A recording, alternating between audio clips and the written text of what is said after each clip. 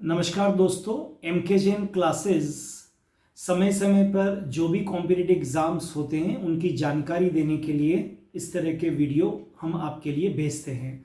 आज उसी क्रम में KVPY 2020 के लिए हम इस वीडियो को हमने बनाया है आपकी जानकारी के लिए, ताकि आप किशोर वैज्ञानिक प्रोत्साहन योजना का एग्ज़ाम आप दे सकें। पहली बात है, किशोर वैज्ञानिक प्रोत्साहन योजना का एग्ज़ाम क्यों कंडक्ट किया जाता है और इसके क्या फ़ायदे हैं।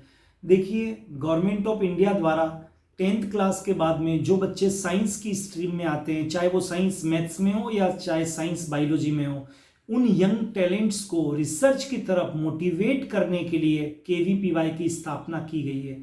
तो जो बच्चा इसमें सेलेक्ट होता है उसको गवर्नमेंट ऑफ इंडिया के टॉप जो यूनिवर्सिटीज़ हैं, भारत की जो टॉप यूनिवर्सिटीज़ हैं, उनमें उनको रिसर्च करने का मौका मिलता है। ग्रेजुएट, पोस्ट ग्रेजुएट और PhD तक के प्रोग्राम्स में उनको डायरेक्ट एडमिशन मिलता है और इसका सारा खर्चा गवर्नमेंट ऑफ इंडिया किशोर वैज्ञानिक प्रोत्साहन योजना के तहत स्कॉलरशिप के कारण देती है।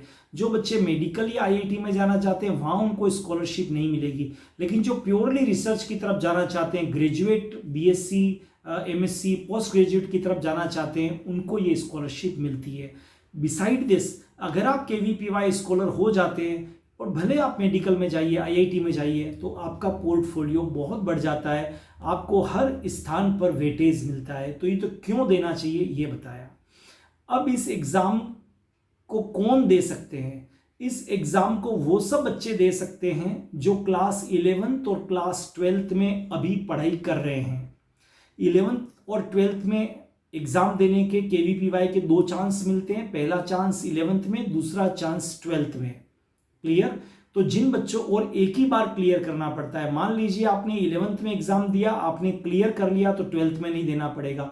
और मान लीजिए लास्ट ईयर 11th में दिया था या चूक गए थे, नहीं दिया था, तो इस बार 12th में दीजिए, तो आप क्लियर कर लेते हैं तो आप KVPY स्कॉलर कहलाएंगे। ठीक है, पहले रिटर्न होता है, बाद में इंटरव्यू होता है, ये 2 पार्ट में होता है।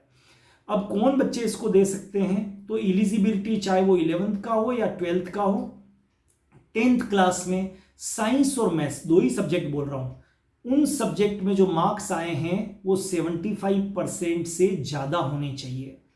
Then only you can eligible for this exam. अगर आप अनरिजर्व कैटेगरी के अंदर हैं, अगर आप जनरल कैटेगरी में हैं, लेकिन अगर आप ST SC कैटेगरी के अंदर या फिजिकल हैंडीकैप में हैं, तो साइंस और मैथ्स में मिलाकर 65% से ऊपर मार्क्स चाहिए। इट मीन्स जनरल कैटेगरी वाले बच्चे जिनके मार्क्स 10th में 75% से साइंस और मैथ्स में कम हैं, सबको मिला के नहीं, वो इस एग्जाम को नहीं दे सकते हैं। 75 से ऊपर वाला ही दे सकता है परसेंट से। और इसी तरह से जो अनरिजर्व कैटेगरी वाले हैं वो 65% से ऊपर मार्क्स साइंस और मैथ्स में होना चाहिए, तभी वो इस एग्जाम को दे सकते हैं।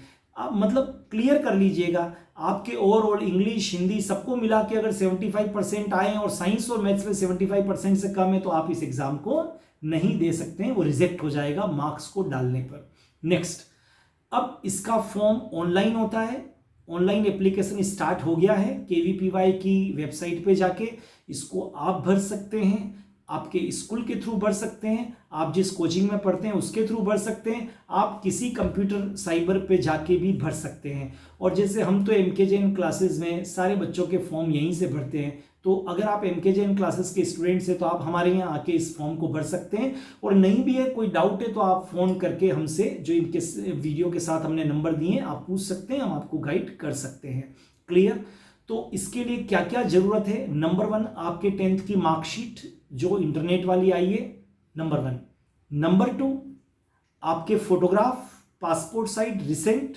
नंबर 3, आपके सिग्नेचर जिसको अपलोड करना पड़ेगा।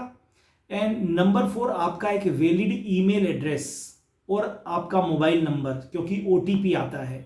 तो valid mobile number, valid email address आपका और आधार कार्ड। तो एक बार फिर रिपीट करता हूं, 10th की मार्कशीट, एक फोटोग्राफ आपका, एक आपका स्कैन करना पड़ेगा इसलिए आपके सिग्नेचर, एक आपका आधार कार्ड, एक आपका वैलिड ईमेल एड्रेस और एक आपका वैलिड मोबाइल नंबर। इतनी आप चीज़ें लेकर फॉर्म भरने के लिए आप बैठेंगे तो आप इजीली फॉर्म को आप भरवा पाएंगे या भर पाएंगे।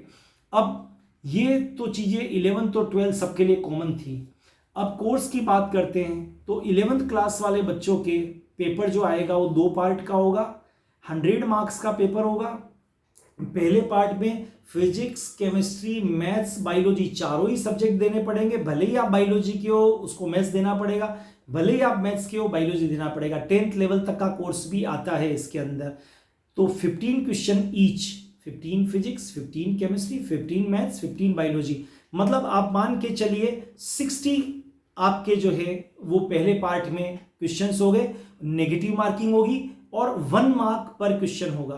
तो कितने मार्क्स का पेपर हो गया? 60, और नेगेटिव है तो 0.25% कट हो जाएंगे। मान लीजिए आपके 1 मार्क का पेपर, 1 मार्क का क्वेश्चन रॉन्ग कर दिया आपने, तो 0.25, 1/4 मार्क्स कट जाएंगे। वो 1 तो मिलेंगे नहीं, नेगेटिव मार्किंग का मतलब यही है 1/4 मार्क और कट जाएंगे।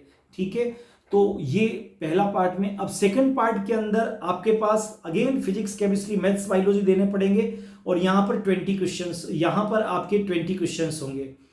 Okay, 5 chemistry, 5 mathematics, 5 biology and 5 physics. Clear? Chemistry, physics, maths, biology 5 question each, लेकिन यहां पर हर क्वेश्चन का वेटेज 2 मार्क्स होगा। तो क्वेश्चंस टोटल कितने हो गए? 20, वेटेज कितना हो गया? 2, तो टोटल हो गए 40। 60 प्लस 40, 100 मार्क्स टोटल हो गए। लेकिन सेकंड पार्ट जो था जहां 2 मार्क्स था वहां पर 50% जो है, वहां पर आपके 0.50% मार्क्स जो होंगे वो नेगेटिव होंगे। क्लियर?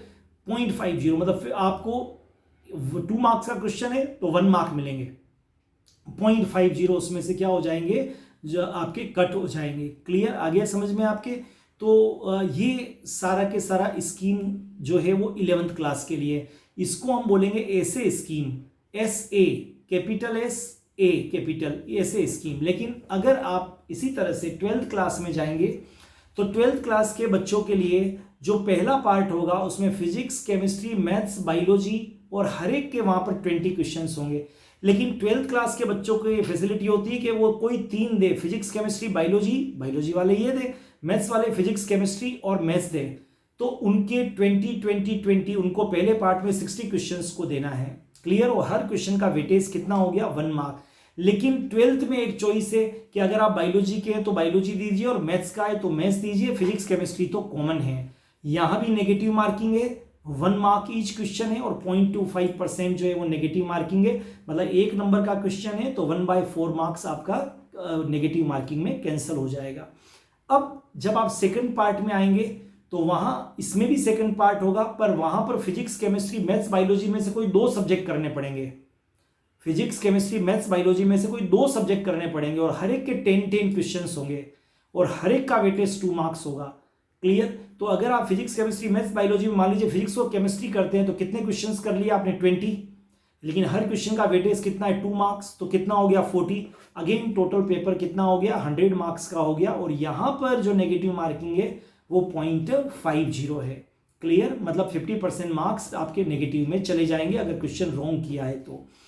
ये एग्जाम 31 जनवरी को होगा और जो डिस्ट्रिक्ट हेड क्वार्टर होते हैं अधिकतर, जैसे राजस्थान के अंदर उदयपुर, बीकानेर, अजमेर, जयपुर, जोधपुर, ये सारे सेंटर होते हैं। तो इजीली आप इस एग्जाम को दे सकते हैं।